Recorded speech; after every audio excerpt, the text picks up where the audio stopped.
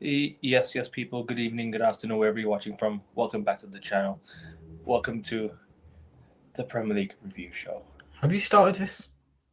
Yeah, I have. It's still saying scheduled. Oh, Oh no, no, It started for me. my bad. At the same time, though, listen. My apologies. Forgot the background. Big up to everyone who's tuning in. Big up to Josh. This is the worst segment of the week, but my favorite show because I love talking football with Josh. But Thank you very much. into the Manchester United perspective, hey, listen. We're gonna be brutal today. We're gonna be honest. I'm gonna be brutally honest today. So we'll get started. Josh, how are you doing? And yeah, man, it's been a rough few days as a United fan. But Well, in comparison, Arsenal plays a game against Brentford this weekend. Obviously, I was at a wedding, so I didn't actually see it, and I'm glad I didn't see it because it's the same old yeah, nonsense we've seen. Take the lead, um, questionable refereeing decision, or whatever, or questionable defending, and we ended up dropping more points. Glad I missed it. Nice wedding for anyone who's wondering. Um, but hey, I'm doing well. I just hope that Arteta gets the job done at the Santiago Bernabeu tomorrow night. Because if he doesn't, hey, that'll be an absolute bottle job. But I won't worry about that yet. We'll talk about United first. Manchester United Football Club. But people, like I said, once again, thank you guys for all the love and support over the last few weeks of the show. Thank you guys for 175 subs. But like I said, the goal is to get to 200 subs by the end of April. We are currently where I am right now. It's April 16th. Just 90 minutes past April 16th. Or started April 16th. And we're still on 175 subs. So if you guys could head over to YouTube, click subscribe on AN Sports, go to Playback and sub to AN Sports on Playback. I will be doing some NBA shows and stuff on there as well. So the show must go on, even if I'm on holiday. The show must go on. Dedication. This is where my this is where I want to what I want to do in the future, like full time. I am doing it full time, but this is where I want to make myself. This is where I want to get off the mark. I want to make myself, well known, and More consistent than both our clubs, mate. and doing YouTube is something I love. So if you guys could support me and support Josh as well, I will leave his links in the title because he has a video coming his way. So you do make sure you do go check his channel out and do subscribe to both of our channels. And Main Sports priority is AN Sports 7. Main of, priority. Oh, no, sorry, pointing the wrong way. of course you can show love to the channel, but also keep it respectful in the chat to all my panelists because I love bringing my panelists on there. They take so much time out of the day to to be here with us and talk football and talk whatever they want. But listen, let's get started. Where should we start? I mean, there's only one place, right? There's only one place to start, right? I'm not too sure. I feel like we can go through chronologically. We can start with the early kickoff on the Saturday morning or Saturday afternoon, where GMT time. If you want to talk about Man City first, get it out of the way. Here's a question though from Gus. He's taking the piss. Ackerman, what's it? Is it the Lakers? Is it no the Boston Celtics? Yeah, I'll go with the Celtics. Thank you. That's going to keep me on the panel for the next few months, thankfully. But if you want me to start on the Man City Crystal Palace game, can I just say I think the turning point was Eze's goal being disallowed to make it 3-0. I think it was only a few inches offside. I don't know if you saw the game. Big up the offside technology. Finally, the Premier League have taken action to bring in the technology that has been lingering around for so long, and finally they've actually invested the time into using it. Instead of drawing lines, you can finally use the pitch and use the offside technology. That's information related. Hey, listen, Gus, Truss, Bus, Celtics in 5. Hold that. Anyways, let's go. I'm not getting involved in that. It's all good. But yeah, Premier League final. What do you think of the offside technology? Because I think this has been long overdue. Like it's finally been something that's long overdue for me.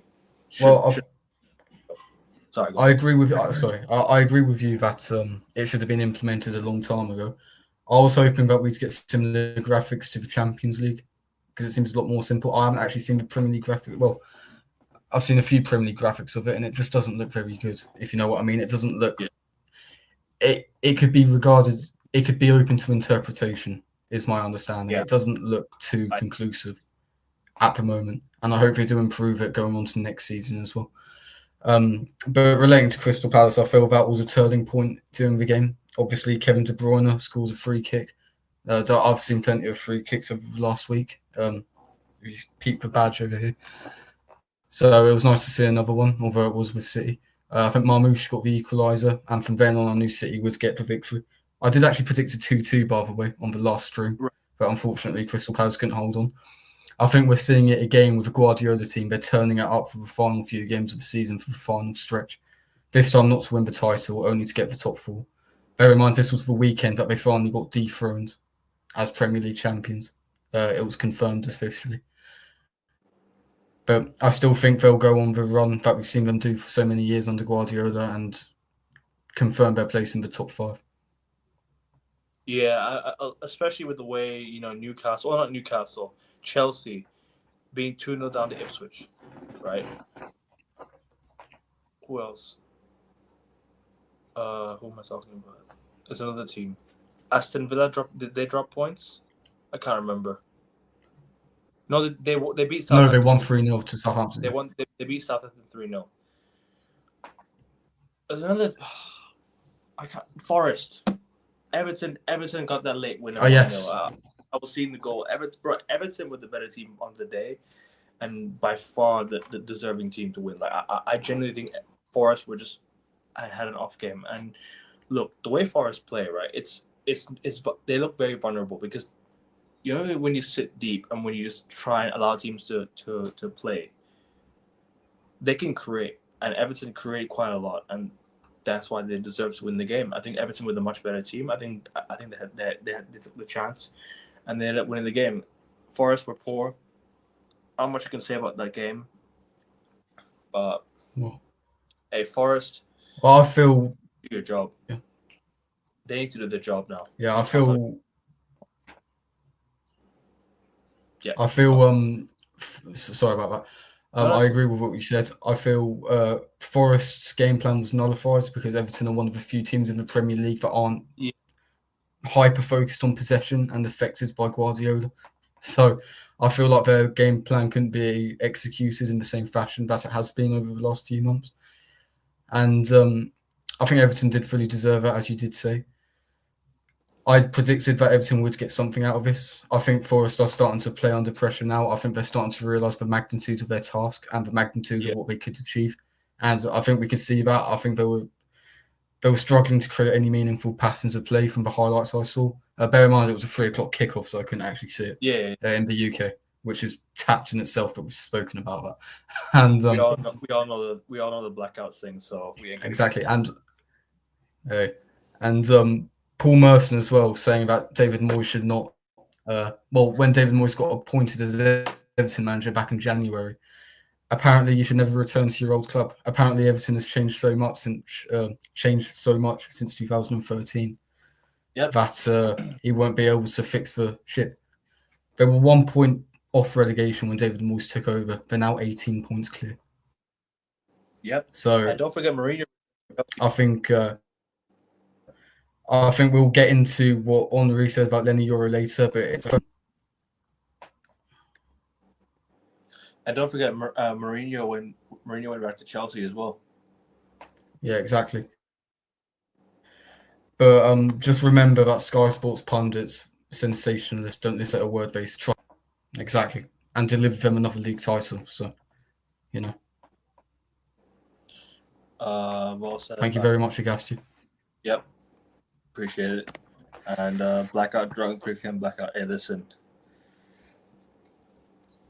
Which game should we go to next? I mean, there's not much to say other than 9 p.m. games or 3 p.m. games. Sorry, I think we should just move on to the Premier League weekend. This has been a terrible weekend for me. Did you watch the Arsenal game back?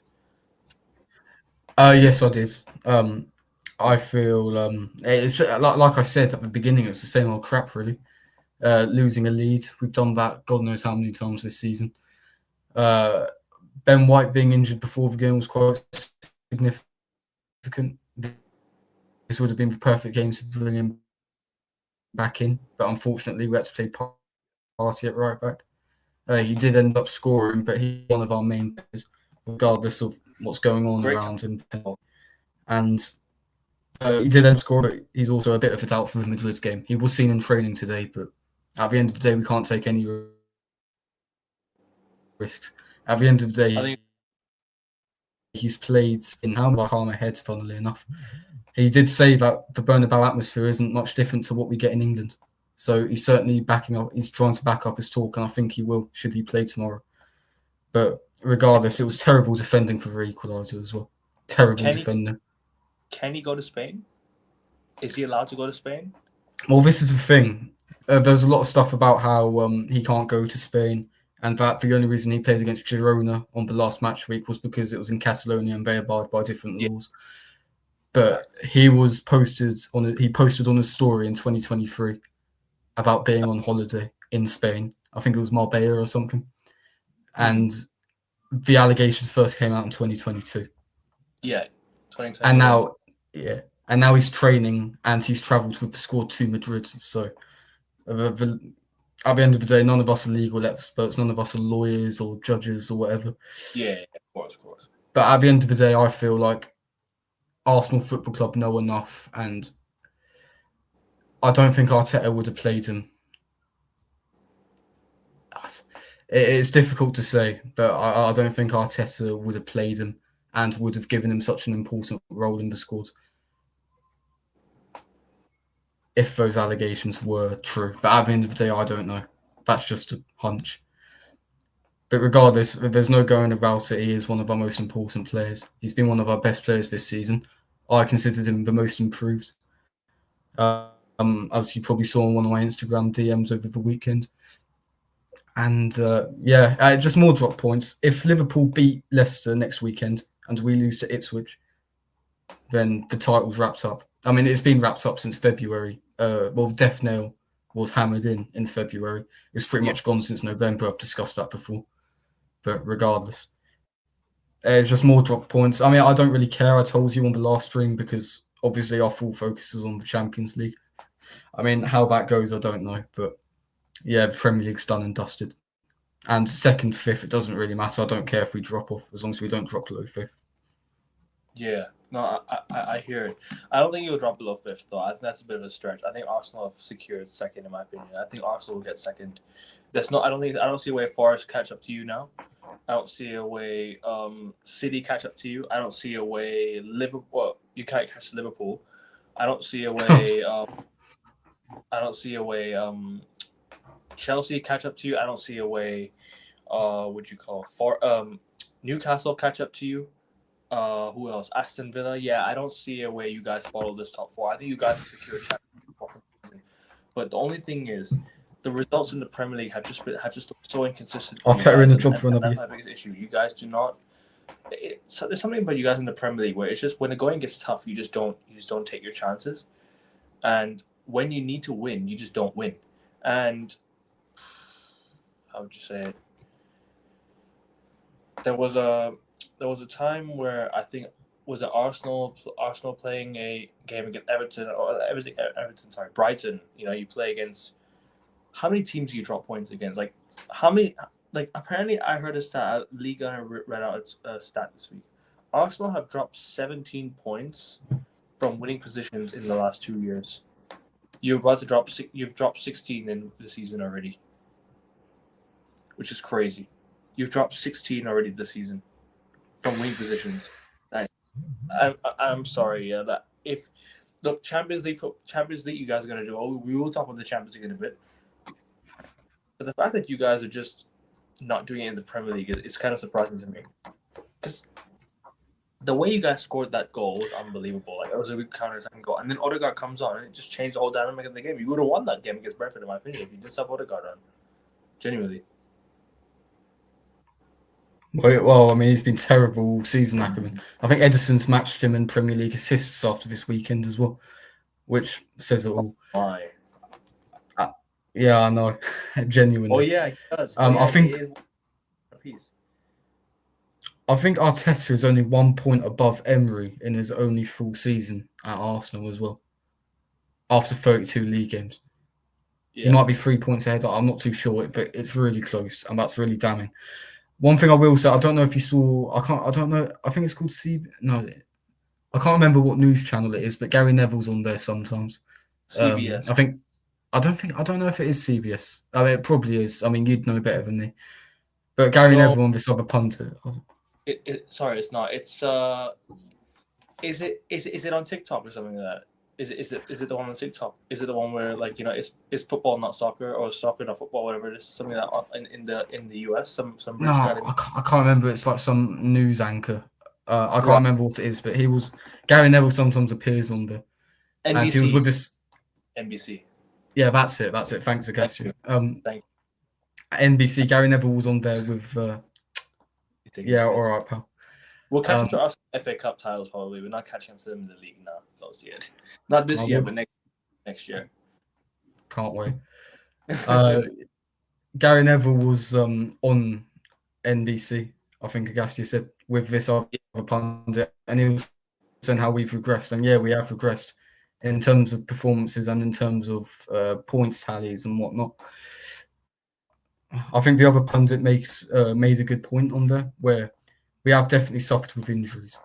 Like, you can't go away from that. And I think it's more of a coaching issue in some cases, but we've definitely suffered with injuries as well. And we have been fucked over by referees. I mean, you know, I don't go on about referees, but we've had some terrible decisions against us this year. I mean, all this about how it averages out throughout the season is absolute bollocks when it comes to us. But I think the refs are terrible for everyone, though. It's hard to pin everything on the referees when they're terrible for pretty much every team. Like, Chelsea fans go on about Anthony Taylor, but every ref is terrible. I hear it. There might be a certain level of bias towards a team, because I think Anthony Taylor is more biased towards Arsenal.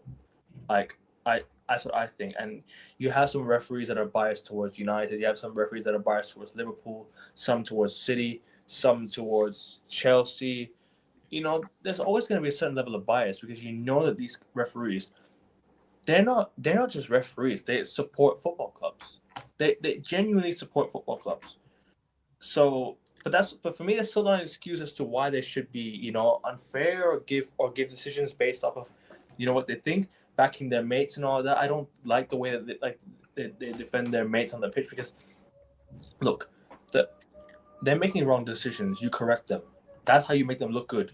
You don't defend your mate and be like, you know, you made the right decision. We're gonna defend you. We're gonna back you. That's gonna make your pal look even worse, and yourself look worse. So for me, referees are just inexcusably bad.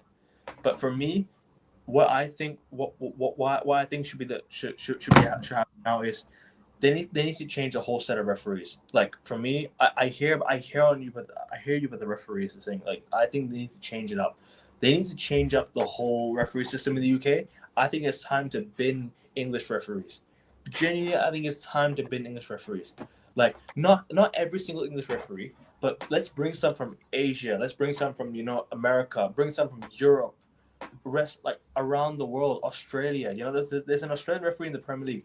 There's an American referee officiating in the VAR room. So why don't we have different sets of referees with different sets of ideas, rather than having English referees with the same old? Because now referees are being trained to make decisions via VAR. They're not trained to make decisions like how they were back in the day anymore. They're trained to use VAR. So for me, VAR is not a problem. I don't think VAR has ever been a problem. It's just the way referees use VAR.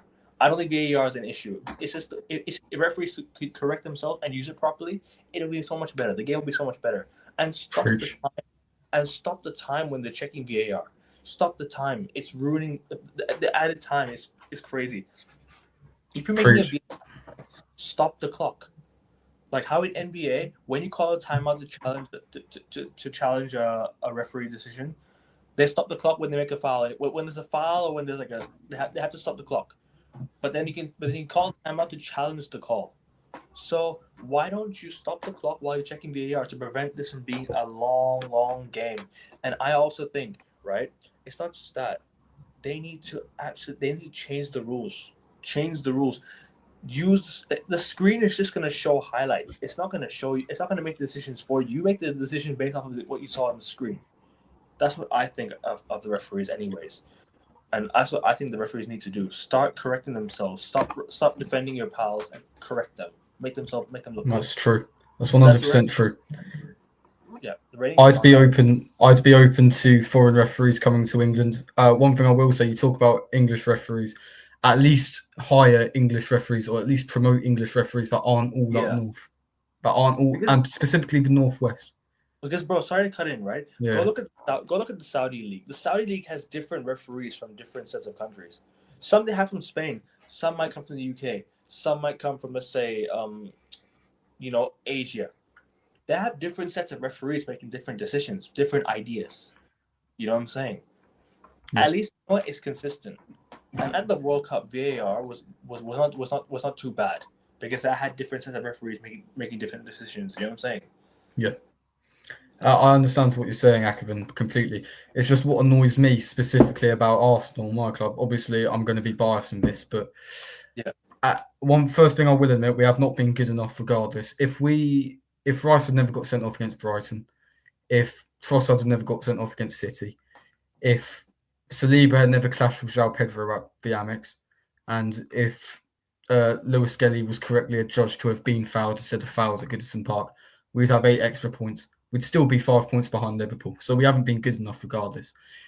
It's just, apart from Camavinga, funnily enough, against us on Tuesday night last week, I've never seen another player get sent off for a second yellow for nudging the ball or kicking the ball away. I've never seen a penalty get given for a clash of heads. I've never seen a penalty get given for a fullback getting fouled outside his box. Yeah. So it's just these ridiculous decisions that have gone against us that I'm annoyed at. And yes, if we had those extra 8 points, the title race would be a lot more interesting going into the final 6 games, regardless of whether we'll win it or not. But at the end of the day, we'd still be 5 points behind, so we haven't been good enough. And I completely admit that. But in terms of what you said about the referees and all that, I think we should open it up to the foreign market, so to speak. The rest of the league it's not even the English league anymore. And that's not to sound nationalist or anything, but there's investment coming from all across the world. Yeah, we binned off the notion that only UK or British-born managers should be managing in the early 90s. So, yeah, exactly. So why not just open it up to referees as well? Exactly. And if you're not going to open it up to referees, at least promote referees that aren't all from the Northwest. Because that's incredibly suspicious. I mean, come on. And you know what would help as well? The fact that they're Premier League fans from not just England, they're Premier League fans from all across the globe. It's the most popular league. It's the most popular footballing product in world football. Yeah. And we still got English refs when everything else is foreign. But like I mentioned, there's an Australian referee. There's an American guy on VAR duty. There's an Indian. It's a British Indian guy refereeing the refereeing the matches. He's a Sikh, so I'm not sure if that makes it. Well, that kind of makes a difference. Like, is he being from the UK? Does it make decisions? He's English.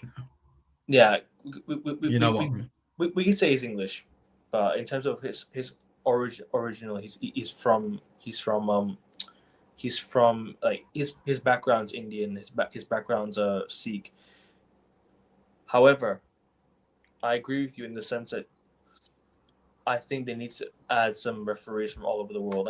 Like I mentioned before as well, Premier League is the most watched league in the world. You need to bring in referees from all across the globe, or at least bring in different sets of referees. Bring some from Spain. Bring some from Portugal. Bring some from USA, South America. Bring some from Asia, Australia. Bring some from what's another nation we're missing out on? Which other continent am I missing out? That's it, I guess. Oceania. Yeah, Oceania, Australia, New Zealand. All these referees. It needs to expand globally. Like, we all talk about the Premier League being so famous globally. Expand it more. Give opportunities to other people from all across the globe rather than just being so UK based. You know what I'm saying? This is no offense to the UK, but it needs to go around. It needs to be more global. Because if you can have different sets of managers managing in the Premier League, different nationality of managers managing in the Premier League, why can't you have different sets of referees? Exactly. Yep. I'm saying. Exactly. I feel like it's to a point where it has to be, because it's just like, I mean, it's a foreign product. It's the Yeah, biggest footballing product in world football, yeah. It's and hard we've to still get. got these idiots making the same mistakes season after season. Like, we Yeah. need to shake it up a bit. So I agree with you completely. But we've said enough about referees and Arsenal. We'll just move on to Sunday's games if you want. Yeah, we can talk about Chelsea. I was watching a bit of the Chelsea game with No, I'm joking. my cousins and my cousin. Yeah, he's my cousin. Yes, we were watching it in the car a bit. Chelsea really poor, being 2-0 down to Ipswich without Liam Delap goal, mind you. That Chelsea team without that Ipswich team without Liam Delap and Omar Hutchinson and Chelsea were down 2-0 at home. Like, I think this just tells you that Chelsea they're slowly falling off a cliff, slowly. And I'm not trying to say Chelsea are a bad team, but Enzo Maresca is starting to lose the plot a bit. Because at the start of the year, he's on a really good run with Chelsea, and this is not me trying to talk down on Chelsea, because I will get onto United later. I think Chelsea have a very, very talented team, but Enzo Maresca is not helping himself with his team selections and whatnot, and I think he needs to be more ruthless going forward. I don't think he's ruthless enough. There's so many decisions where you can make, and you could come out of games with wins and be like, you know what, I finally done something impressive. I think Maresca's come in and done a decent job at the start. Second half of the season, he's definitely taken a massive drop. He's dropped off quite a lot. He has, without a doubt. Well, we've said it a million times before. Go back to the Everton game in December where Chelsea could have won and went top of the league. And he kept reiterating, we're not in the title race. I give Arteta stick, but he would never say that if we were in that position. Like, there's a difference in mentality there. Like, fair enough, Arian. But I mean, what else to say on Chelsea? I mean, Palmer, hasn't he gone goalless in 13 games, if I'm not mistaken? Sorry? I think Palmer's, yeah. He's not scored a goal in 3 months. 13 games? Yeah. In 3 months, I think. That's the last time he scored a goal was in December, I think. Almost December, I think. Early January, I think. I can't remember. And in early December, Carragher was calling him the best player in the Premier League, where his own club employed Mohamed Salah. It was in a 4-3 win against Spurs, I think. Yeah, but was that not in early December or November? Yeah. Chat could correct us there, but I swear down it was. And that was when Jamie Carragher was talking about Cole Palmer being the best player in the Premier League. When his own club hired Mohamed Salah, who has just broken the goal and assist record in Premier League history. So, no, I remember, I don't know. I don't want to talk too much on Palmer. I mean, I'm not as agenda driven against him as I am with Foden, as people viewing this know. But still, I mean, the fact that he's dropped off, I think that says just as much about the manager as it does the players as well. Because I think it is true what you said. I think Chelsea have dropped off massively, and I think it all stems from Maresca's insistence that Chelsea aren't in the title race. Shout out to Jacques with the stat he brought up here. Cheers, Jacques. Since December. That's crazy. Like, Saka wasn't pulling up his stats, and he was a left back at 18. And I rate Cole Palmer so highly, and this is not the level where I think Cole Palmer should be playing at. Especially in the team with Chelsea, when last season he was the most standout player, and this season I don't know what's going on.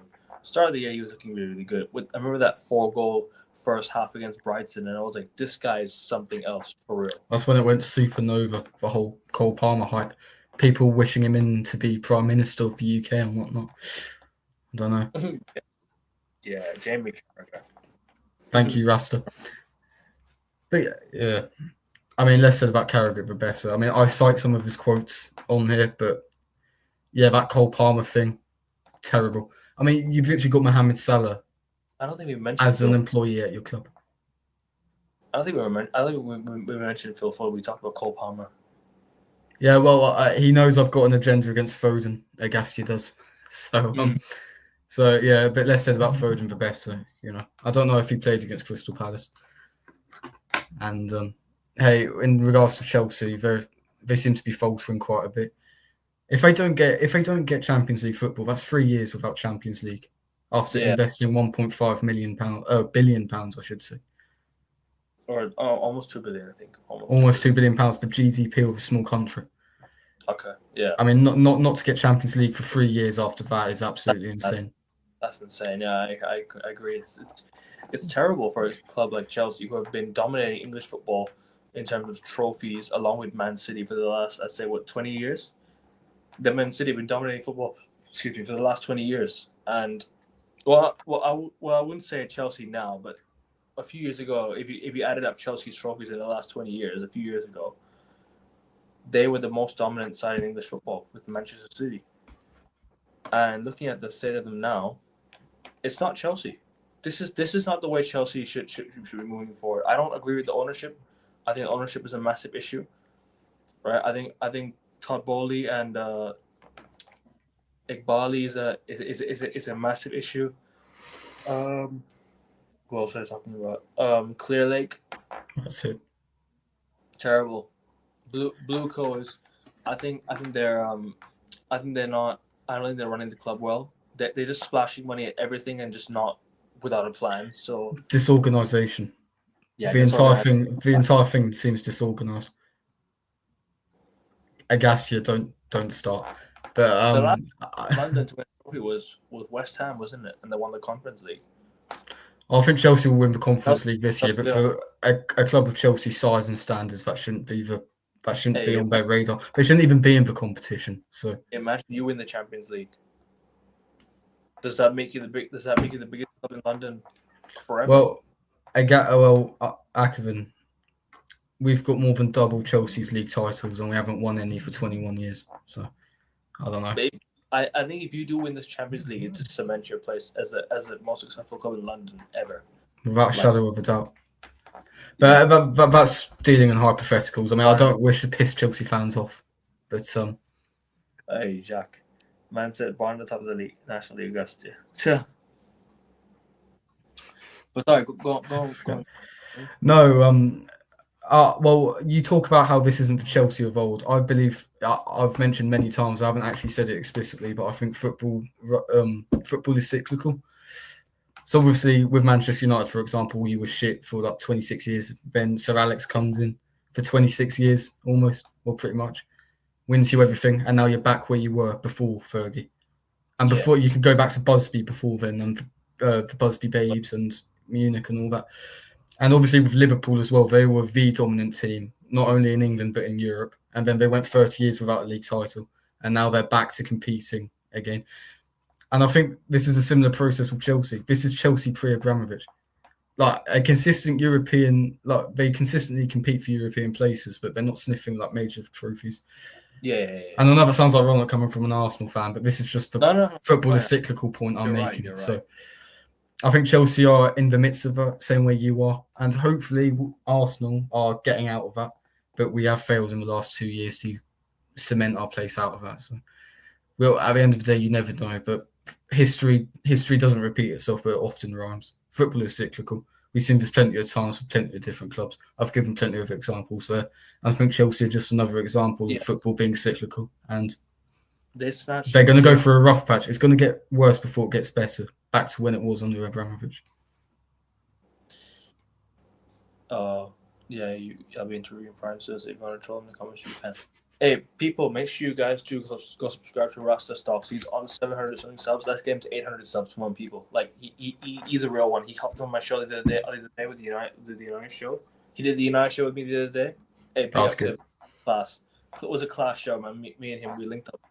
And you know what? We're gonna do another show again. We're just gonna We're gonna roll it back. So people, make sure you guys do go check our channel out and check our channels out as well. History isn't repeat itself. It rhymes. The next William Shakespeare. What are you talking about? I think I said that, I guess. Yeah, thank you very much. Oh, I didn't even notice you said that. Hey, fair play. Fair. Well, fair obviously it's plagiarised, but it fits into the context of the football cyclical point I was making. Plagiarism, whatnot. It's a good quote to use. So fair play. What isn't plagiarism at this point? So exactly. Yeah. Exactly. Yeah, it is. Yeah, and then they stole Giovanni Quenda off of us as well. I remember we were heavily linked to them, and they took Giovanni Quenda. They're just splashing money at almost every player. And during this, Giovanni Quenda is not even coming this season. He's coming next season. Chelsea have changed the way contracts are being used in football now. They found the loophole. To be fair, it does prevent FFP and all that. So they're kind of throwing all the like a 7-year contract, 8-year, 9-year contracts to their big star player, their big money signings, and yeah, I think it prevents FFP. Then fair play to them. You know what I'm saying? Like poetry, it rhymes. George Lucas. Oh, fair play. It's from George Lucas. What? It's in plagiarism. What is it? The philosopher. Hey, the chat. This guy, man. That's really mad today. I want to bring up a comment though. Let's just address this. Yeah. This guy right here. Yeah. What the hell, man? Let's address this.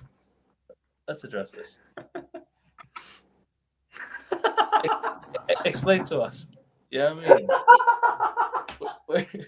We're sat here talking football and we're called faggots. Hey, listen, do you know what? Let's call this the faggot show. This is unbelievable. Hey, we all have one chance at life, right? I don't care, man. Fair play. I love Marlon Brando as an actor. You know what, man? Just freedom of expression, freedom of speech. I'll let you off, man. It's okay. Fair play, man. This is funny. This is funny.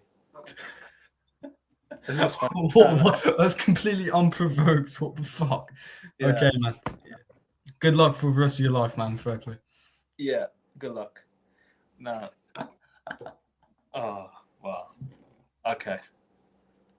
If I was monetized, you, Gastia, can have a quadruple unskippable, right? Bosh. Anyways.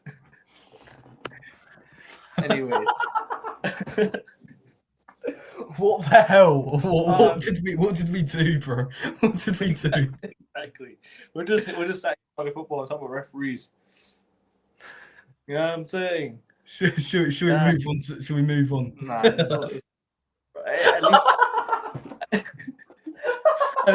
least we vibe to it. You know what I'm saying? Hey, Matt, if you don't laugh, you'll cry. You know what I mean? Exactly. That's completely unprovoked. What the fuck? Okay. Anyway, moving on to Wolves Spurs. Did you see that? Tottenham are shit. Let's just be real. Tottenham are crap. I expected them to lose. They lost last year to what was it? They lost last year to what was it? A game winner from what was it? Sarabia, or was it? I think it was, yeah. Paulo Sarabia. Yeah. Sarabia scoring the winning goal last year, and and it just. This year, what was it? Cunha? I didn't remember who scored, man. I didn't pay attention to the Spurs game. I was actually at a Thai League game, I was at a Thai League game watching football. So my mate is in Thailand right now, and he's going to Thai League games as well. Which game's he going to? I don't actually know, but he went to Thailand on an Easter holiday, and he's going to like Thai League games with his brother. So I don't know. You might have been in the same stadium as him. If you saw a white guy with a mullet, that would have been him. Did he go to a Muang Thong game or something? Just ask him. I will ask him. Trust me. Yeah, big up to him anyways. Big up to him, and hopefully he joins this trip. Yeah, he's a waste man. Of course he's a waste man. You know what I'm saying? We're out here talking about referees, and this man's putting in the chat. Hey, listen, if you don't laugh, you'll cry. Says Josh himself. And I agree. You don't laugh, you cry. And if you don't cry. Fair play, man. Yeah, live your life. Yeah, just fair. Yeah. Freedom of expression, freedom of speech. It's okay. Good luck to him. Good luck to him. it's a troll anyways, because like you say, it's what was it? What was the author again? It was Marlon. What was it? Bralon Mando, I think it was. Okay. Marlon But Brando, but with his first letters switched around. yeah, But regardless, That's what I meant. I wanted to quick mention on Wolves as well. They've had a really good upturn in form recently under their new manager. I can't remember. No, no. He's a waste man, but you are a waste man too, my friend. So, hey, listen, Gassia is the chief troll here, man. When I see you next time, I don't know when that is, but it should be soon. So definitely. But as I was saying, quick mention to Wolves as well. Their manager, I can't remember his name. If Shaq's still in the chat, he'll definitely be able to correct us. That's it. Vito Ferreira. Ferreira. Apparently, whenever Wolves get a point, as in draw, he has 1 point at the local Wetherspoons in Wolverhampton, and whenever Wolves win, he gets 3 points for 3 points. No way. So he's been getting very drunk recently. It has to be said. and no. Sorry, man, you've completely cut off there. My bad. Oh no, sorry. No, you say he is completely drunk and all of that. Yeah, no, genuinely, because whenever Wolves win, 3 points, 3 points as well. Yeah. And if he gets a draw, 1 point, 1 point. He's had a lot of 3 points recently, so fair play to him. That's probably why he's so motivated to win with Wolves. They're definitely not getting relegated. I think their survival status was confirmed after they beat Ipswich a week or two ago. Yeah. And they're just consolidating their Premier League status. And they're hitting a really good upturn in form. They're hitting momentum at the perfect time. And they should be able to build on this for the next campaign. But Spurs, no. I think they've got all their eggs in the Europa League basket. Whether they win it or not, I seriously doubt it. But if they do, fair enough.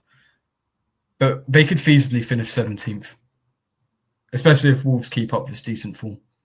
Spurs could genuinely finish 17th, which is absolutely insane. They're only 2 losses away from their record loss total in 2003-04. We are 3 points off of 17th. That's Manchester United as well. Bloody hell. That is insane. Long may it continue. If only the 3 sides weren't so bad, he'd be in a genuine relegation scrap. But I rest my case. You know what? Getting relegated would probably be the best thing that happens to this football club. Can't lie. All right, no one's too big to get relegated. You got relegated in 74, 6 years after winning the European Cup. Yep. So, at the end of the day, it could be a massive cultural reset that you need. It could be just enough to get the Glazers out. But unfortunately, the other 3 sides are so shit. You're safe for another year. Hey, it'll happen tomorrow. I think Spurs are going to get knocked out. I think they're going to lose to Frankfurt, in my opinion. That Iketiga goal was class. To finish in the bottom corner was cold. So yeah. But yeah, you done with Tottenham? Yeah. I just want a quick mention to Wolves as well because they're really hitting good form, similar to Crystal Palace last season when they went on that insane winning run. Yeah, fair enough. Villa won 3-0. Nothing much to say about that. They're gonna Ramsdale saved 2 penalties. I don't know if you saw that. 2 penalties from Aston Villa. Ramsdale saved 2 Aston Villa penalties and he still ended up losing 3-0. And now he's been linked with Manchester United as well. That could be the final nail in your coffin, hopefully. Bro, would you take Ramsdale? No, I wouldn't. Could you explain why? I'm not signing another player from a relegation fodder side. We have too many of them in our squad. We signed Johnny Evans back from Leicester, right? Although Johnny Evans played for Sir Alex Ferguson. We have Maguire. We have who else is there? Dorgu, Lecce. I don't know if Lecce were in a relegation scrap. So yeah, Dorgu was there. I can't remember the rest, but hey, don't sign too many players from relegation fodder sides. That's all I say. Fair enough. Unless you're Liverpool, of course, because it seems to work all right for them. But speaking of Liverpool, that's why they're champions. Yep, we do need to win the Europa League, Rasta. And I will talk about United in a bit because I'm going to be fuming as well. We just got the Liverpool game to get on with, lads, and then Oh no, we don't need to. They're 6 points off from being champions. That's all I can say. Well, like I said earlier, if we lose to Ipswich on Sunday and later on Sunday they beat Leicester at the King Power, they're confirmed to be champions. I think only Man City won the league title in 17-18 beforehand, earlier in April. So, listen, they've gone about their job with ruthless efficiency. Fair play. West Ham, they should have held on, but there's a reason why they're 17th. So. Sorry to go back. Yeah, that second penalty that he saved from Villa was a save and a rebound scored by John McGinn. So the penalty. Oh, okay. Yeah. John McGinn scored the rebound right afterwards. So he scored he was outside of his box, so it counted. So he went to score the rebound. And the first penalty, I didn't see what happened, but 4 minutes later, this scored. So, yeah. Off your fact check. Brighton 2, Leicester 2. Not much to say about that. Leicester just a consolation point there. I knew that Brighton wouldn't win. I think I might have said 2-2. I think you did as well. Yeah, I think you said 2-2 as well. West Ham losing to Liverpool last minute. Hey, Liverpool 6 points away from being champions. Bournemouth, Fulham. That's a European battle right there. Both teams are within the hunt for Conference League, potential Conference League. I think. So yeah, whoever can get that Conference League spot will be great. I would like to see Bournemouth in Europe. I like to see Iraola managing Europe. He's definitely good. See how they get on. See how they respond in the transfer market, because they'll have some of their players pinched off them in the summer, I think. And last but not least, in the Premier League, because we got an hour left to the European games begin, so we're gonna move on to the European games right away.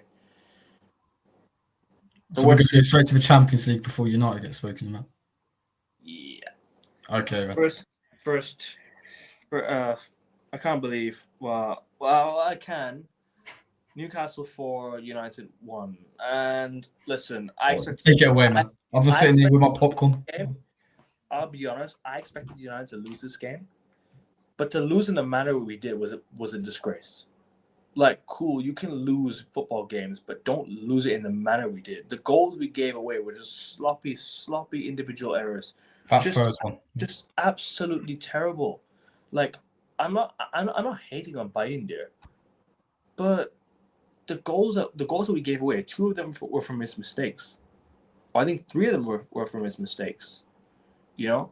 And one of them was from Ugarte making another mistake. So, listen, there's ways to lose games, and there's ways to, win games. This is not the way to lose. If you're gonna lose, go and put up a good fight. This was not a good fight one bit. And Ruben Amorim, right? I am gonna talk about Ruben Amorim. I don't care. People can say whatever they want. Yeah. I've never seen a manager so like defended so much in my life. I've never seen a manager never be held accountable one bit by the fan base. Like, yes, he's just come in. Yes, these are nice players, but you have to get the best out of what you have. And football is not a system game. Football is a game that you play to win. If you need to change it up. Stop persisting with 3-4-3. If it's going to get us relegated or it's going to get us into a position that we shouldn't be in, right? I never have to stoop solo as a United fan and accept where we are at the table. In the Europa League, we're doing fine, right, for now. Well, I don't know what happens on Thursday. But please, Leon. There are ways to win games. There are ways to seal your place in the Premier League. We were 4 points off fourth. We were 4 points off fourth when Ruben Amorim took over. 4. Yeah? How many points are we off top 4 now? Let's have a look. Too many. Quick maths. About 30 odd, isn't it? Quick maths. Oh, sorry. Let's do top 5 because this is in this top 5 now. How far are we off Man City? We are 17 points off Man City. Unbelievable. Unbelievable. 13 points Man City have gained on us. When we beat Man City at the Etihad, we were, I think, 3 points behind them? We were 3 points behind Man City when we beat them at Etihad? Bro, come on, man. There are more formations than 3-4-3 in the Premier League. If you have to change it up, change it up. Don't do it for the sake of winning games. Stop saying, "Oh, we have to suffer first." Why do we have to suffer first? Get the best out of what you have in front of you. These players are not the worst. I'll tell you what. As bad as United are, these players are not 17th place worthy.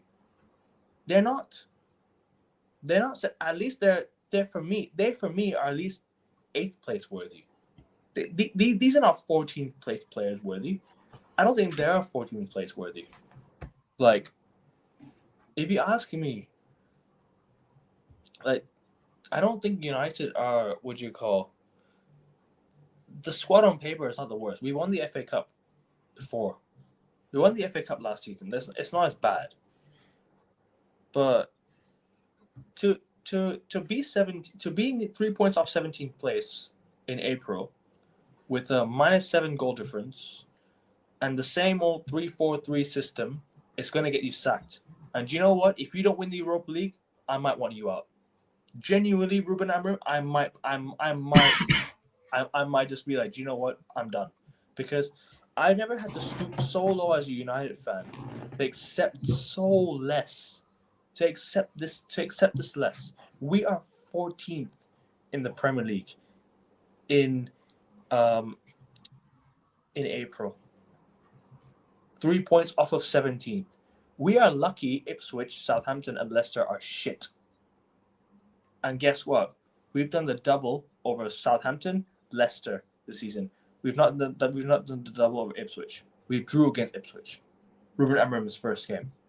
We drew against Ipswich. We got outplayed by Ipswich. You did. This is a disgrace. I think it's quite interesting to show that the only other 3 teams that use 3-4-3 in the Premier League, 2 of them are in the relegation zone, and the other one is Crystal Palace. I've genuinely never seen a manager so defended heavily like this in my entire life. Oh, but he hasn't got his own players yet. Give him the summer. I think he was guaranteed to last the season. He was guaranteed to last the season. So we can buy more dross. Exactly. But this is the thing. I think he was guaranteed to last until the summer, have his summer, and then see where he goes from there. Because I don't think, regardless of what happened, no matter what the results were, unless he got relegated, I don't think he was ever going to get rid of. You were never going to get rid of him. Never ever. Unless you were in the relegation scrap. So this generation of football fans is so tapped. I can't even want a manager out anymore. It's hard to say we want this manager out. It's hard to say, oh, but then back him because he needs to get his own players. He needs time. It's a process. It only happens in English fucking football.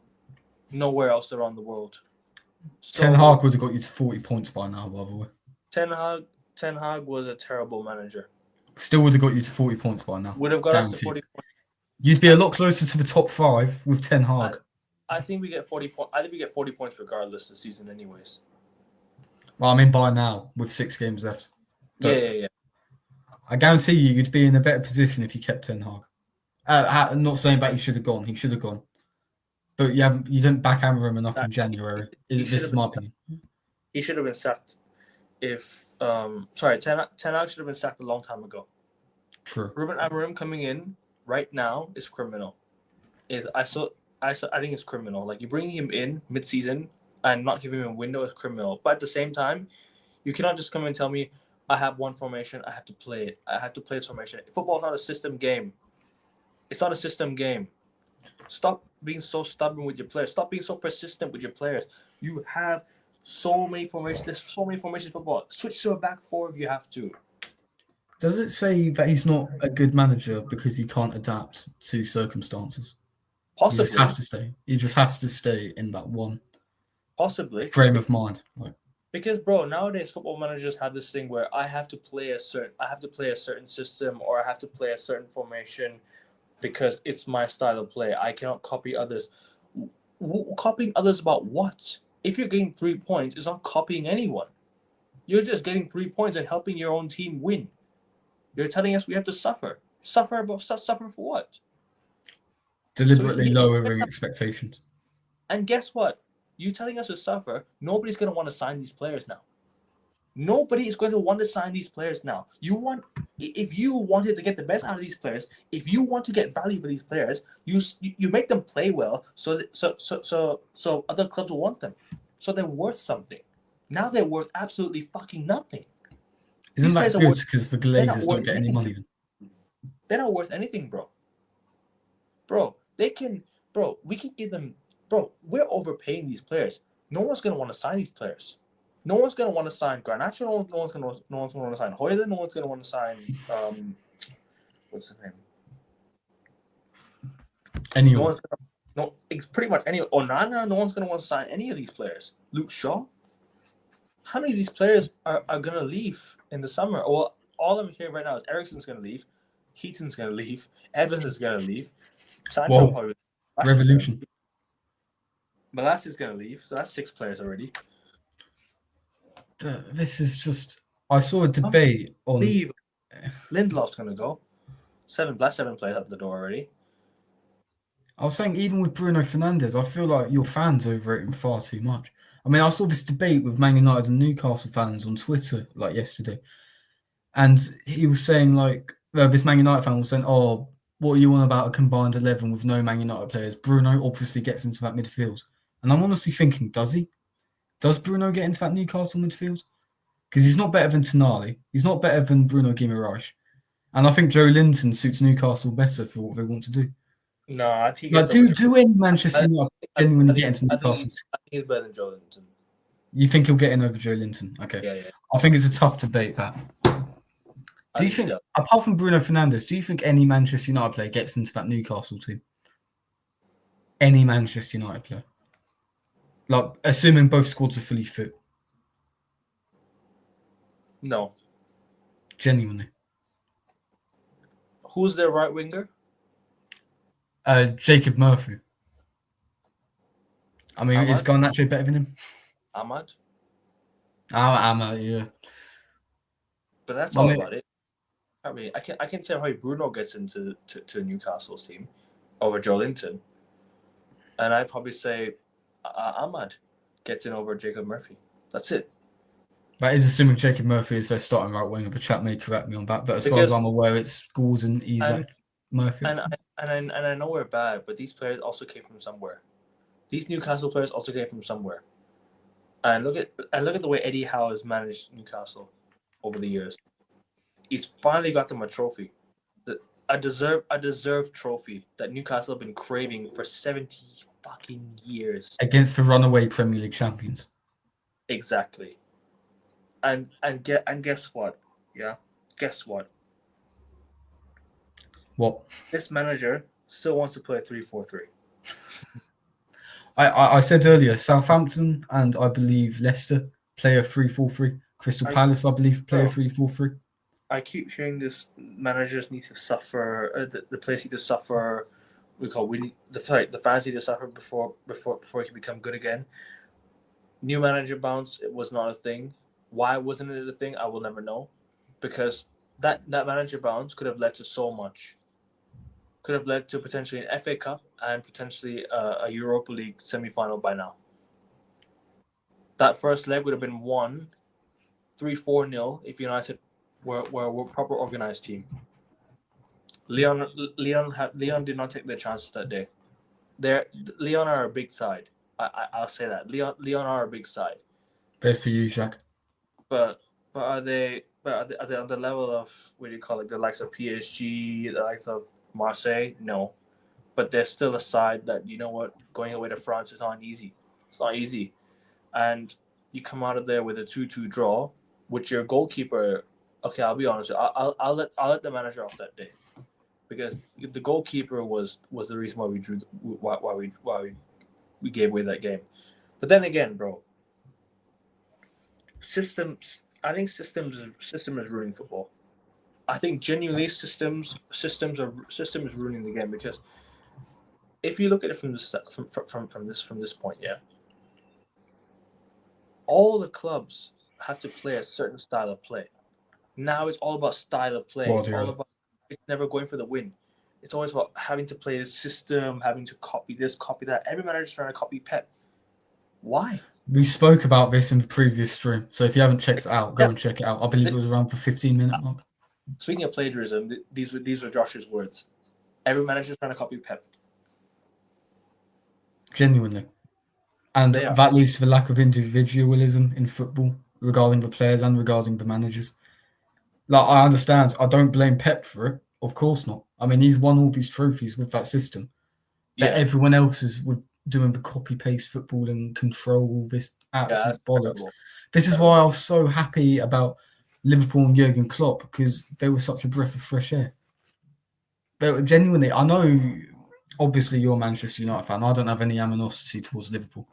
Yeah. And I was so happy that there was another team competing against Manchester City that played exciting football, that played an exciting brand of football. Because let's be honest, we all talk about football, sports, winning and whatnot. But a big part of it is entertainment. Yeah. Let's not forget that. Because of the television and whatnot.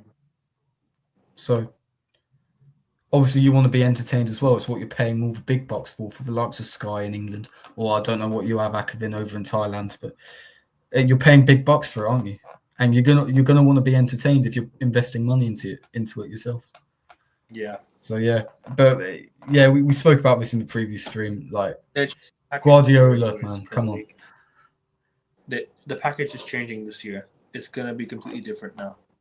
It's gonna be they're changing the cable. They're changing the channels that the Premier League's gonna be on next. It's not going to be on true football anymore. It's going to be on different now. True Premier Football. It's going to be different now. So, yeah. Fair enough. What else is there to say, man? No, Augusta, we didn't play this weekend. That's what I've been alluding to the whole time. This whole show. That I don't understand.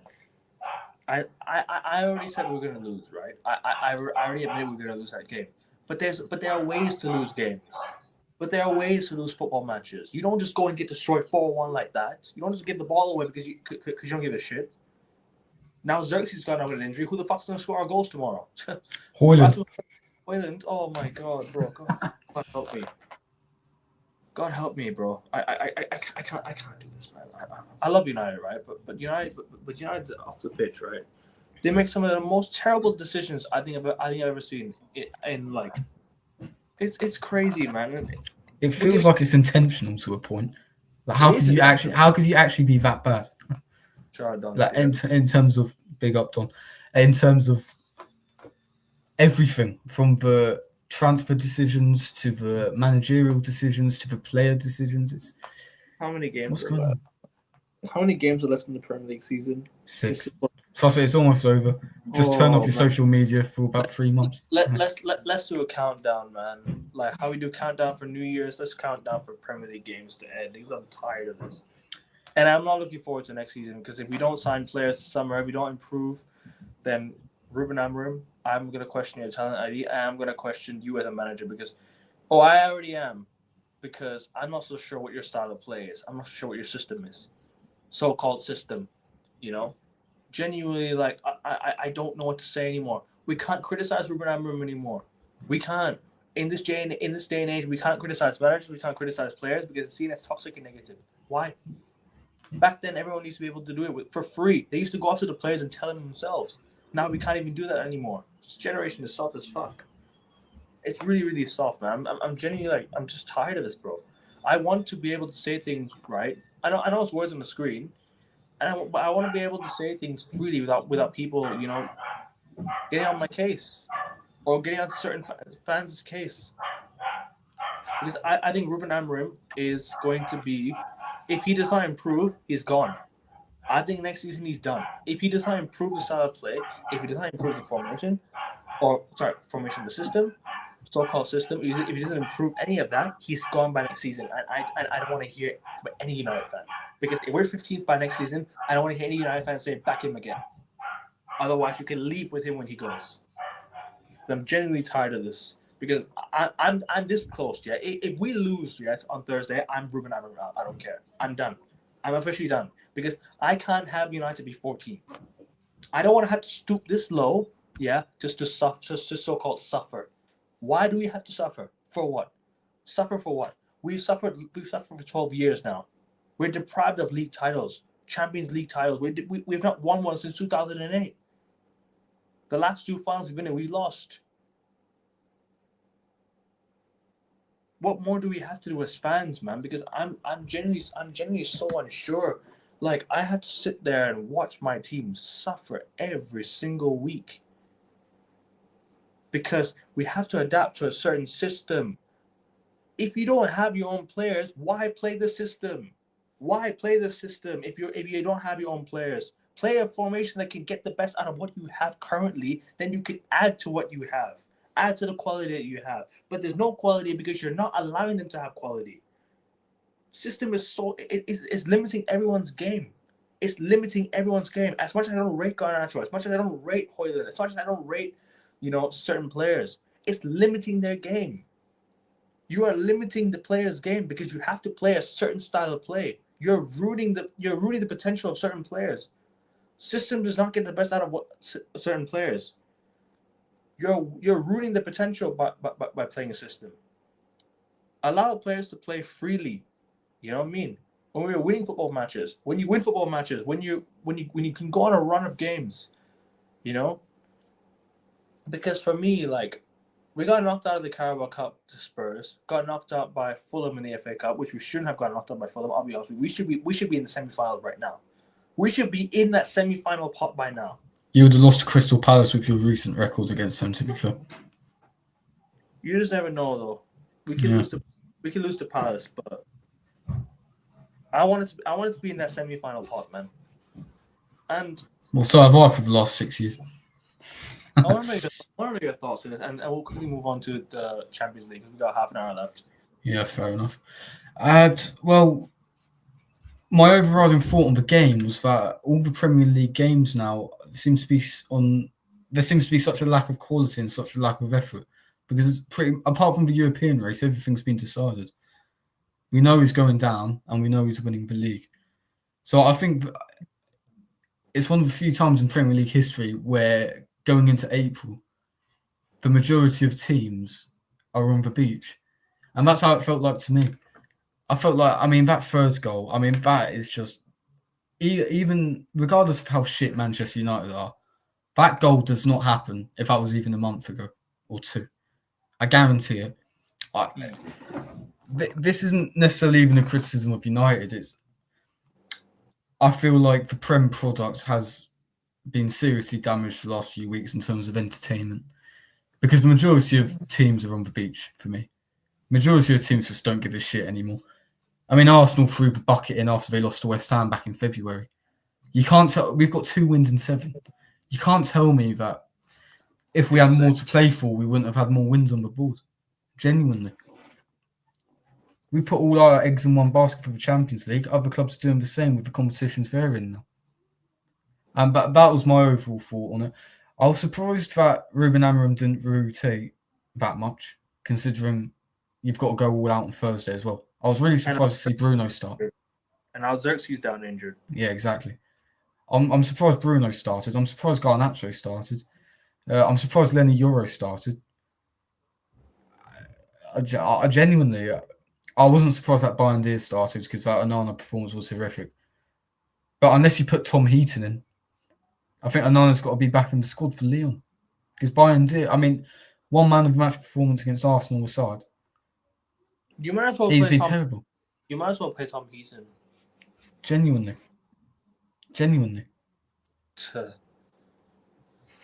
Yeah, it's a disgrace, bro. Saying, bro, I'm just reading the comments out. Bear in mind. Yeah, that's okay. Bear in mind, Liverpool, for their 30 years without a league title, yeah, they never finished lower than 8th. What the fuck are Manchester United doing? This is unprecedented levels of drop-off for a club as big as this in England. Genuinely. With the club the size of the fan base we have, the standards should be there. Exactly. Everyone's now settling for less because it's Ruben, all that bullshit. You know, sure you can sing his name, but don't clap after a fucking 4-1 loss. I'm seeing the fan base clapping the players off after a 4-1 defeat away to Newcastle. Last time we lost to Forest, they were clapping him off as well.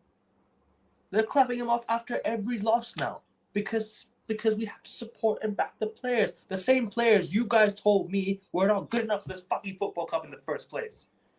So clap them. It's okay. They can stay and they can brew the club even more. Fantastic. I'm genuinely sick and tired of this fan base, bro. Josh, Stockholm syndrome. It's literally like the worst possible scenario. With clapping these players is the worst possible scenario. They need to be booed. Like how when Xerxes got booed in December and he came back with a reaction. He's reacted to that and now he's responded. He's actually playing his best football right now. He's scoring goals. He's actually getting into good positions, scoring goals. He's a decent player. Exactly. Because you know why? He said, I know I'm gonna demand a reaction from the fans. I know the fans want a reaction from me. What he did, he went and shut the fans up. Go and do the same. At the end of the day, if you can't handle criticism, then you shouldn't be at Manchester United. If you can react the way Xerxes has, then you evidently have it in you. You have the character in you to play for a big club, to play for a top club, an elite club. This is genuinely the angriest I've been on stream after so long. Like, genuinely. I've not been since what was it, the 2-0 loss to Newcastle, or was it the 3-0 loss to Liverpool? I can't remember what it was. Did a whole 2-hour rant on it. And now it's just like, I couldn't give a shit now, bro. I'm done. Genuinely, I'm done. Really Apathy. That's even worse than anger. Bro, Liam Delap's a good player, but the fact that we're linked with him from Ipswich Town just tells you everything you need to know. You can bring him in, but bring in a top striker in before. Bring in like Osman, bring in like Gyökeres in before. Then you can bring in Liam Delap with him. Because there's no point in bringing Liam Delap and making him our number one striker when we're already where we are for a reason. You know what I'm saying? Yeah. Should have kept Ruud to the end of the season. Yeah, I hear you, bro. Yeah, but you're risking another Ole situation. You're risking another Ragnick situation. We should have sacked him. We should have sacked Ten Hag in the summer if the board didn't disagree over certain things. We should have sacked Ten Hag after the FA Cup final because LBG got sacked for less, right? Sack him after the FA Cup final and bring in a top manager like Ruben Amorim in the summer. Look, I'm not discrediting Ruben Amorim as a manager still. I know he's not doing a great job. He's not doing a great job with United right now, but he's still a decent manager that can probably get something if backed. But he himself is confused at what he's doing. He himself looks lost. So I don't know. I don't know what to back and what to defend at this point, man. It was just a shit show on Sunday. Genuinely, it's pure shit show, bro. I expected a loss, but I did not want to lose that way. A loss is a loss, but... Well, with new Spurs... ways to lose. Sorry, go on, bro. Rasterstock's speaking facts there in the previous comment you highlighted. I mean, the Sods was set in 2005. It's just because, I've said this many times before, it's only because you had Fergie at the helm. Yeah. The papers, the cracks were covered in some pretty good paper in the form of 5 league titles in the Champions League. Now that you haven't got Sir Alex Ferguson or a Matt Busby or any manager of that stature to bring the club up from the ground, all your problems have been laid to waste. All your problems are there to be seen. And honestly, I'm an Arsenal fan. Long may it continue. But for your behalf, I mean, it just seems like there's no hope, really. So fair play. And good luck to you for sticking it out for the next few years because it's going to get worse before it gets better. Yeah, I'm just getting to the comments that we're going to move on to the Champions League. So, yeah. Fair enough. Yeah, only Bruno gets in. Now I'm Portugal. I'm missing advice. Yeah, bro, trust me. Since we signed Rasmus Højlund, since we signed players that don't score enough goals, we've not scored many goals. There's a reason why this year this is our lowest goal scoring tally in Premier League history, I think. So yeah, you have to outscore. You can't just. Do you know what? You can be bad defensively, but if you outscore the defensive mistakes, then you're fine. You win the game, so it's fine. 3 points is all that matters at the end of the day. Literally, Command C, Command V on steroids. Facts. Gosh, I'll kind of stop barking in the background. Oh, Yeah, man. apologies if you heard any dog going off. Those are the Real Madrid fans since their defeat last weekend. But anyway, Hey, tomorrow. on that Tomorrow, soon. it could be crazy tomorrow. The Brennerbout's goes through the roof. Last time they did that, they beat Man City as well. Rice cooks better with the lid on. So I said we've not won since 2018. Like I said, I'm just a supporter here. Pro said we've not won since 2008. Since like you see next row. What does that mean? Is that we've never won the Champions League at all, and you're complaining about winning it in 2008? I think that's what you mean. We've not won the Champions League since 2008. We've made the 2 finals, and the last 2 finals we made, we lost. That's terrible. That is. Imagine supporting that club. I enjoy watching Bundesliga more than Premier League. Hey, listen, I enjoy watching fucking Serie A more than I enjoy watching Premier League. Premier League's dead league right now. Honestly, the standards and style of football is crazy. It's dead. I think it will come back though. Premier League will not let us down. Eventually, it'll be back. Where one team does not dominate, where you have many teams dominating. This is why I keep saying back in the day, Premier League was much better then than now. I keep saying it. Louis van Gaal was sacked for the FA Cup. Yep, the next day. Exactly. Chat's popping off. Bloody hell. Exactly. Van Gaal got sacked for much less because Mourinho was available. There are managers that are if United want to act serious, go and interview top managers. Don't keep managers after you finish 14th. This is embarrassing. I hear Arteta's available. I want Ruben Amorim to succeed, but he's not going to succeed. He's not going to succeed at the rate he's going at right now. Can win the Europa League, fine. But if he doesn't, but succeeding is like winning the Premier League, winning the Champions League. He's not going to do that at this club. So best of luck to him wherever he goes. Then at the end of the day, they got an emergency stream with Arsenal goes out. Oh man, I'm not going to clip it and post it, bro. Just watch it on the stream. I can't even believe to watch my own brand back. It's just a waste of my time. I could be doing better things. Yeah. Okay, let's move on to Champions League. Can't wait. Champions League and Euro. Where do you want to start? I think we start with today's games first. Yeah, fair enough. By the way, in case anyone isn't aware, they kick off in less than half an hour. Yeah. Aston Villa, PSG. 2-1 Villa. PSG go through. I agree. I said 2-1 Villa. Dortmund, Barca. 3-1 Barca. 2-0 Dortmund. Sorry? Oh, was it Barcelona go through on aggregate, obviously, but Dortmund turn up on the night, give it a good go, ultimately fall short, 2-0 victory. 4-2 defeat on aggregate. Inter, Bayern. 3-0 Inter. I'm going to go 2-1. What did I say for my predictions? My predictions noted down, actually. I'm going to publish my predictions in a bit, people, so make sure you guys do go check out my show. The YouTube Excuse the like, by the way, lads. As well. Appreciate it, man. Make sure you hit the like button. Better. Make sure you do check out the YouTube shorts as well. I'm going to be uploading that in a bit. It's going to be the live chat. It's going to be going up in a bit on AN Sports. I feel Bayern have too many injuries to compete at the San Siro for the second leg. I said and I don't see Inter conceding. I said 3-1 Inter. You saying 3-1 Inter as well, yeah? 3-0 Inter, 5-1 on aggregate. I said 2-1 Villa, and I said 3-1 Barca.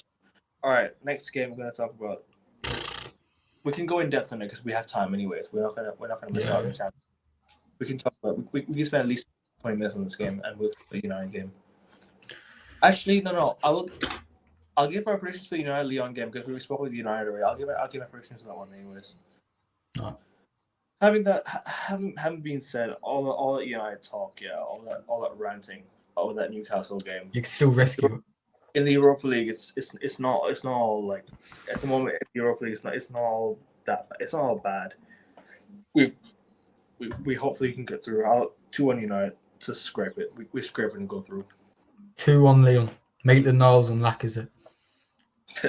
Come on, man, please. That would be the perfect night. But you know what? You say 2-1 United, I'll go 2-1 Leon. I'll be different. One of us will be sitting with egg on our faces for the next stream. Listen, if you're not getting knocked out of Leon, I'm done for the rest of the season. I have no interest. Bilbao Rangers. I'm going to go with Bilbao to go through 2-1. 2-0 Bilbao. Frankfurt Tottenham, 2-1 Frankfurt. 3-0 Frankfurt.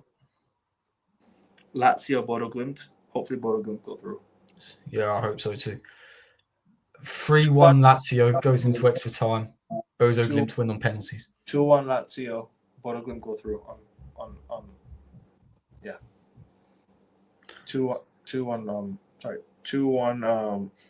Lazio and Bodo Glimt go through on that grid. Fair enough. Conference League, Chelsea go through, and Rapid Vienna go through. Fiorentina will go through, and I think Betis will go through. I'm sure you agree on all that. Why not? Mm-hmm. But back to the Champions League, you can take it away. Floor is yours. Arsenal versus Well, I'll link back to what I said in the last stream. I did give two predictions earlier on last stream, like I said earlier. My head says 4-0 Real Madrid. My heart says 2-0 Real Madrid. Arsenal go through. It's going to be tough, right? This is Arteta's biggest game in his management career. We have the chance to reach our third semi-final of the Champions League in our history. The biggest game he managed so far was the FA Cup final, but fair play. Yeah, that's a good point. To be fair, Cup final. But as I was saying, we have the chance to reach only our third Champions League semi-final in our history. 2006, we beat Villarreal over 2 legs. 2009, less said about that the better, especially in front of Ackerman and Agastio in chat. Arteta, you dare not balls this up. I mean, you cannot have those Rice free kicks go on for nothing. I mean, come on. Imagine he scores another free kick. Oh, I've been manifesting that. Trust me. Listen, it's going to be tough. 50-50 decisions are all going to go Real Madrid's way. They did that for the Emirates. It's not going to change it for Bernabeu. We know that Real Madrid are, they're the kings of Europe. Over the last decade, they've had many decisions go their way. Yeah. So, and I don't expect that to change. I do hark on back to the game at the Etihad earlier this season. I feel like if we can keep Manchester City out for almost 50 minutes with 10 men at the Etihad, holding on to a lead, we're more than capable of keeping a clean sheet at the Santiago Bernabeu. Yeah. Bear in mind, we've never conceded to Real Madrid in our history. Yeah, I was about to put up a stat as well. You guys have never conceded a goal to Real Madrid. Yeah, and touch wood. You only played 3 times, haven't you? So yeah. And 4 times if you count the Emirates Cup back in 2008. But anyway, touch wood, we don't concede again, and hopefully we go through. But, Ackerman, it's going to be tough. Like I said earlier, my head says 4-0 Real Madrid. My heart says 2-0 Real Madrid. Arsenal go through. We need every player to turn up. I don't know what else to say. One thing I will say, I really hope that we don't play them very often, as long as we're in the Champions League. Because the amount of PR pieces, the amount of journalists talking bollocks from Spain about Real Madrid and how their players have reacted and all that. I don't know if you've seen any of it.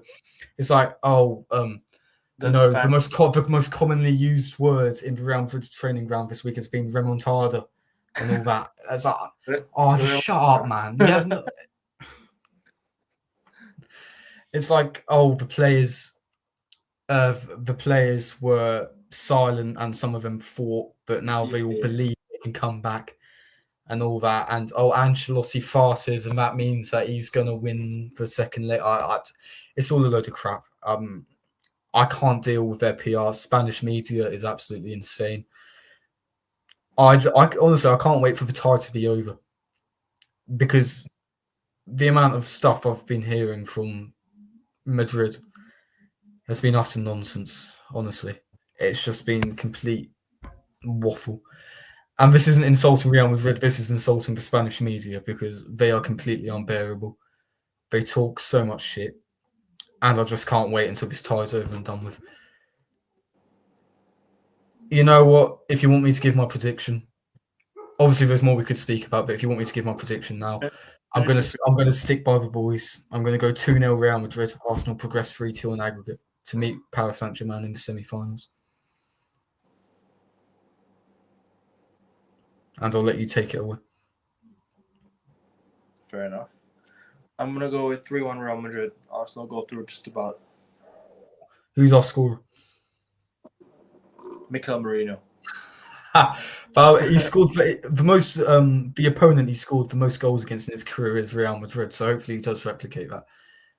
Mate, Akevin, if it's like 3-0 Real Madrid, it goes to extra time and we score a last-minute goal. Hey, you will celebrate. Mate, I'll be running all across England. but you know, it doesn't matter how we go through. Even if it is a penalty shootout, I just need us to go through. But I'll let you continue. I hope it's safe 3-0 Real Madrid go through on pens. That'd be hilarious. Nah, man. That would be hilarious, bro. No, because Saka will score, but it will hit one of his heels and it will get disallowed again. No, I can't do that. Bro. Raya will make a save from a penalty in a penalty shootout, but then it will have to be retaken. I'm not going to write it down on my predictions for the shorts because I think Real Madrid will win 3-1. But 4-0 Real Madrid, please. 4-0 Real Madrid. Akevin, at least let me see a semi-final, please. That's not my prediction. That's just my hope. That's just my optimistic. Like, what? That's just my optimism. What could happen? It's not out of the realms of possibility. You can never write these guys off. But Real Madrid have never made a comeback from 3 goals down. I think they have done in Europe before, but that was in the UEFA Cup back in 1985 against some Polish team that I hadn't heard of before then. So history is against them, but at the end of the day, it is Real Madrid. I'm still traumatized by what they did to Man City in 2022. Oh, bro. Yes, yeah. If that fucking happens, Mikel, wait. Man, if Rodrigo scores 2 last-minute goals to fucking knock us like that, he can get sacked on the same night, bro. Honestly, for real. He won't. This is the thing, because as long as he gets top 4, as long as he gets Champions League football, his job's safe. Fair enough. And that's not what I want. That's not what I believe should be the case, but it's just what's going to be the case. It's what's going to happen. Having said that, I don't know if you heard, Josh Kroenke, apparently there was a really ruthless sacking in, I don't know if it was the NBA or the NFL. Oh, Michael Malone. For the Denver Nuggets. Yeah, I mean, they fired the GM as well. They fired the general manager as well.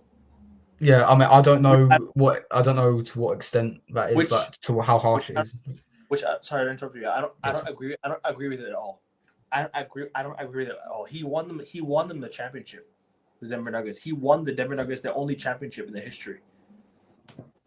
And they've only made the finals once in their history as well, so they have a 100% finals record because of him. He's a great head coach. Like, I've been keeping tabs on this guy for a long time. He's a great head coach. Very, very wrong decision for me from the Denver Nuggets GM to Denver Nuggets just to fire him. I think very, very, very poor overall. But sorry, go on, man. I'm hoping that's a warning sign to Arteta, as in if you don't deliver now, you're fucked as well. Because with Andrea Berta coming in, that signals seriousness as well. Hopefully they're taking football more seriously, like they do with their American franchises.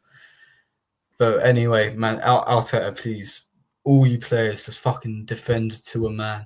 Try and get a goal or 2. Hey, just get through, lads, because I want to see us in a semi-final at least. Because the last 2 times we were in a semi-final, I was 1 year old or 4 years old. So I haven't been able to experience it. Come on, lads. I need to see it. Please, lads, just get the job done and let us dream. Because this season's been stop-start the entire season. It's been a major disappointment considering how the last 2 seasons have gone and what they should have been. Please, just make it a Champions League journey to be proud of, so to speak. Last season wasn't anything to be proud of because that was the worst Bayern team in about 15 years. But No. make us proud. Make us proud. Come on. Yeah. No, but like I said, Real Madrid 3-1. But in my head, 4-0 Real Madrid. Come on. Mate, we just need to get through, man. I don't care how we get through. I don't think I could suffer a penalty shootout, but as long as we win. But yeah. Shout out to Rasta. I wish we still had Jose. We would have won titles by now, but then the four didn't win it. Okay. I was watching the Europa League final highlights from the 2017 Europa League final. That was my favorite. That was my favorite game post Sir Alex Ferguson when he retired. That was my favorite ever United. That was my most favorite United game post Sir Alex Ferguson. He had a lot of injuries going into that as well, didn't he? Yep. Ibra was out. Bailly was out. I think Rojo was out. Ashley Young was out. Bro, he had plenty of injuries, and we won the Europa League against a very young Ajax team. To be fair with you, and trust me, when you saw Jose, right, when he's like, oh, and when that trophy goes up, it just hits different. When Mourinho is your manager, right, it's like this guy's like a winning, like he's a winning demon. He has that winning mentality. You just love Jose, man, when he wins. Like wherever he goes, he wins. Apart from Tottenham, because Tottenham set him for the final. So, yeah. Look, man, I'll say this right now. Mourinho. At the end of the day, now I think he was treated poorly by the board. At the time, I was like, you know what, Jose's out of his depth. But now I look back at it years, I regret saying he should have been sacked. So, yeah, I hear it. But you want to continue what you're saying, and then we'll wrap up? No, I'm just saying, lads, just give it your all and please progress. 2-0 Real Madrid, 3-2 Arsenal on aggregate. And I'll be on my merry way. I'll be a very happy man going on to these podcasts, and I'm sure the viewers would all want that. So come on, Arsenal. Yeah, and United better fucking win as well. Even though I ranted about them, we have to win tomorrow. It's a must-win game. It's our biggest game of the season so far. Tomorrow we must win. If we can get through Lyon, hey, listen, I'll be like, you know what, we can go win this Europa League. If we don't, then that's the end. So we have to win tomorrow. Tomorrow is a must win. And Andre Onana hopefully doesn't start tomorrow. I'd still start by India. I'd still go with it. And hopefully, I don't know the news on Xerxes. I don't know what happened to him. I don't know if you have any updates on Xerxes. I've not been keeping up tabs with the injury, but I don't know if he's injured. I don't know if he's going to miss tomorrow's game. I don't know if he's pulled a quad or a muscle that day. But whatever happened to him, get well soon. Get well soon, Joshua Xerxes, and please get back. We need some goals, man. Genuinely, we need someone to score goals for us. When he went down, I was like, I was gutted, bro. Like, trust me. I knew he'd be a big miss for you guys. He is. And hopefully that links back to my rotation point. Well, why didn't Amarim rotate more? Exactly, and this is why I question him as a manager, bro. Throw Cheeto in. Exactly, bro. I agree with you completely. Throw Cheeto in. But hey, the game's come and gone. But whatever, it is what it is. Yeah. Just win tomorrow. That's all I ask. But people, I think we're gonna wrap it up here. I think the show will come to a close now. Josh, thank you for hopping on, bro. Champions League starts in 10 minutes, so we will end it here. I am uploading my shorts as we speak, people. So make sure you do check out my Make sure you do check out the shorts I'm gonna upload. So, big up for coming on, bro. And no worries. Let them know where you can find you, or let them know where you're coming up on your channel. And subscribe to this channel ASAP. AN Sports 7. The main priority. Get him to 200 subs. Let them know what you got coming up on your channel. What I've got coming up on my channel. Well, in the midst of editing this video. Now obviously it's going to take a long time with what's like university and all that bollocks. But it's going to be why Arsene Wenger should have left Arsenal in 2014. And there's a lot of good points to make about that. It includes a season review of that particular season, the context around it, and what happened leading up to that particular season and whatnot. And cheers, Jack. And yeah, Jack is actually helping me with this video as well. So if you guys want to see him, his beautiful face and whatnot, he'll be on there. It won't be out until sometime in the summer, I don't think, due to university and all that. But regardless, keep your eyes peeled.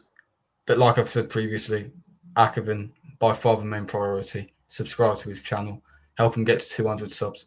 This is what he's doing for a lifetime now. This is what he wants to do. We're currently at 176 subs. We're currently at 176 subs, right? Let's get 4 more by the end of today. 4 more subs by the end of today, and we can get to 180. Come on, people, subscribe. It's literally free. Rashford up front, bro. We don't sell our soul to give opinions to that we don't. Well, how would you put it then?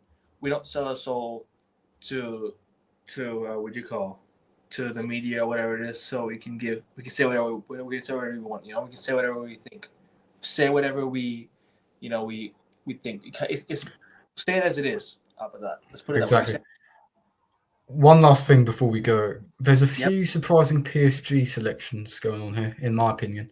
Desiree Doué's on the bench. I believe that's Lucas Hernandez is on the bench. Kimpembe's on the bench as well. That seems quite strange.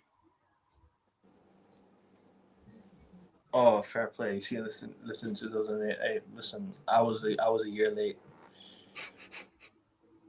Unlucky about that, Akavin. Sorry, continue.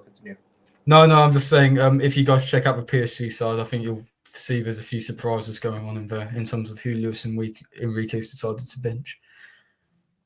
But I still predict Villa to win on the night but go out. So that's all I've got to say, really. And thank you for having me on again. It's always therapeutic talking about this. As always, bro. You know, you're always welcome on my channel, man. Anytime, man. Cheers, Akavin. Always welcome anytime, man. Like I said, people, make sure you guys keep it respectful in the chat, and always, show and make sure you leave your comments down below in the chat. If you agree or disagree with our thoughts, I know there's gonna be a lot of United fans who disagree with me about Ruben Amorim and everything like that, but I'm just gonna say things as I think, because there's no point listening to other people when you've got your own opinions. You know, they can have their own opinions, we have our own opinions. It's not different. As we're no different as a fan. We are fans. We're no different. You know what I'm saying? We exercise freedom of speech and freedom of expression on this channel.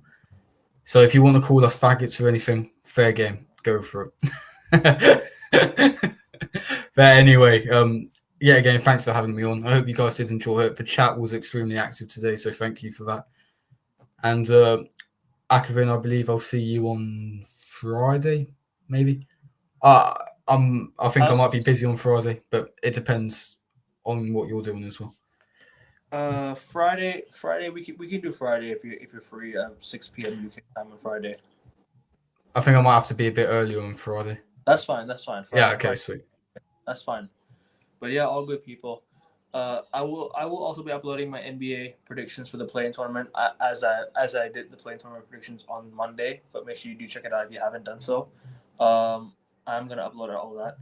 The predictions it's gonna go up right now as I speak. So make sure you do tune in, and make sure you guys do like and subscribe. We're gonna head out now. Champions League starts in 5 minutes, people. So yeah, do enjoy the games. Leave your thoughts down below. Like and subscribe. 4 away from 180. Get me there. Let's go. Come on, lads. And don't fuck it up, Arteta and Arsenal. Don't fuck it up, United as well. Please do.